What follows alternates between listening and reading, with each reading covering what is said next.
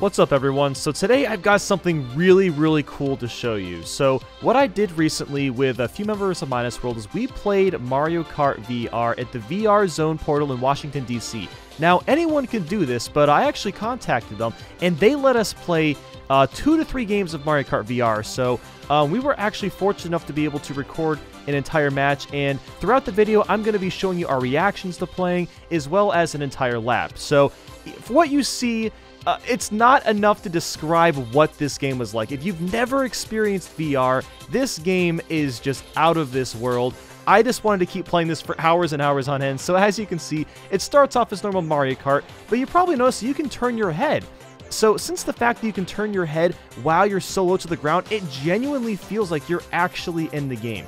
Now you might be noticing, so Swinky Box on the screen, it's got those little black little handles on. What that's actually for is to grab items, which you'll later see in the game. Now with Mario Kart VR you can also glide. This was kind of scripted, but what was really cool was the machines moved in a way that it actually felt like you were gliding, and since you were also in VR, it just made it even more immersive. Like, I never thought I would actually feel like I was in Mario Kart. It was just incredible. So right now, me, Swanky Box, and Tetravid Gaming are all doing a 3-player race. I don't remember whose footage this is. This isn't mine because I was playing as Peach. But that's besides the point. So now we're at the point of the stage where there's some Piranha Plants, and these things are terrifying in VR because it looks like they get up to your face, and you can get hit by them. And obviously you're not going to spin out in the cart, but it is still a really cool visual effect. And as you can see, Swinky Box is trying to throw an item. It looks so goofy. He actually accidentally hit me a couple of times while we were playing because the carts were kind of close together. But what was really cool about this track was it was just one, but it actually went through a bunch of different themes. So right now we're kind of in like the grassy place, and we'll be converting into, I guess, what you would call a castle. These thwomps were also terrifying, I'm not gonna lie. We had to make sharp turns to avoid them. And honestly, it was just, I don't even know how to describe it. Like, this is something that you can't just watch, you have to experience this. So now we're getting ready to show off some items gameplay. So the 3 of us are really getting into it here. I've got something in my hand. So I've got a hammer in my hand. That's why it looks like I'm making a suggestive motion. That wasn't intentional, I swear. So there are hammers in this game you can actually use, which you'll see in a bit. So I've got a green shell, and you can chuck it forward. And look at that. We got a nice little snipe on Mario. So that's pretty cool. So Mario Kart VR only had 3 items. There's bananas, green shells, and the hammer. And of course, you'll see them all as we're playing through. So now we're in like some sort of like bomb factory. Kind of reminded me of Toad's factory. I guess it's like the simplest way to put it. So here's just a bit more stock footage of us playing. And you might be wondering why my mouth is open. It's because like I actually, for some reason, fell out of breath when I was playing, which is weird because that's something you would feel like if you were actually driving, with, the windows open or something like that. I don't know. It was so weird, like how real it felt. So as you can see, we've got some hammer footage, and you can smack the hammer around. You can hit people from the sides too, which is really cool. Bowser's got a hammer. We got to avoid some fire. So the graphics may not look too great because unfortunately we won't be able to directly capture, but with the actual headset on, the graphics are just absolutely phenomenal. So we've got a bit more gameplay of the 3 of us going. And again, like I can't emphasize enough how immersive the experience is. It does not feel like anything I've ever really experienced before, and that's something I've never really felt with a video game. So I am super excited to see where this ends up going in the future.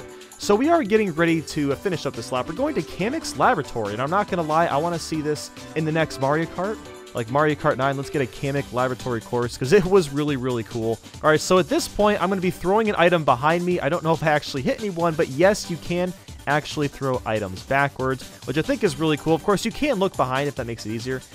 So it looks like we got stunned there. I believe this is the last part of the track. I don't quite remember. You do get to drive through Peach's castle, which is of course really cool. And the bananas are kind of funny in this game. So you might have noticed the banana kind of just like flew forward, but it doesn't go like high in the air.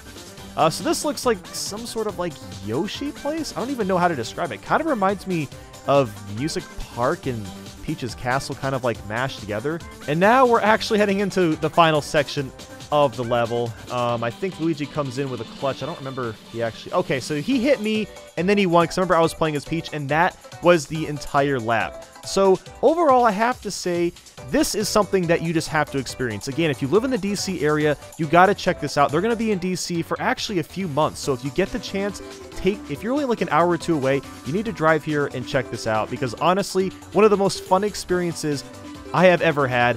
And on top of that, there were 2 other VR games, which I'm going to quickly showcase for anyone that is also interested.